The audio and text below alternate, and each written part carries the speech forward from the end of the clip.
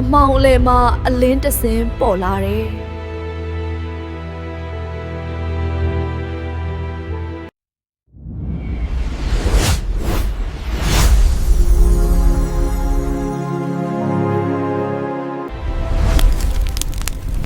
တပြေလင်းဆိုတာအလင်းတစင်းပဲမဟုတ်ဘူး။အိုးအတန်တန်ပါအတန်တန်အမှန်တရားတစ်ခုစိတ်နှလုံးထဲကိုရောက်လာတဲ့အလင်းရဲ့မီးတွေလောင်နိုင်ပေမဲ့အလင်းကိုမပြောက်နိုင်ဘူး။ရွာလေးတစ်ရွာရှိတယ်။အဲ့ဒီရွာမှာအိမ်တိုင်းဟာဘဝတစ်ခုစီပါ။မနိုင်နိုင်တဲ့သူတွေကတိုက်ရမယ့်အရေးကိုမရှာဘူး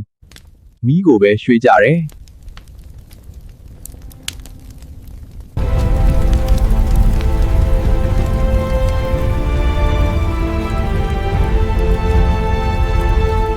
ကြွက်မနိုင်ရင်ကြည်မီးရှို့တယ်ဆိုတာပုံပြင်မဟုတ်တော့ဘူးမနိုင်သူရဲ့မီးကအပြစ်မဲ့သူရဲ့ဘဝကိုလောင်စေတယ်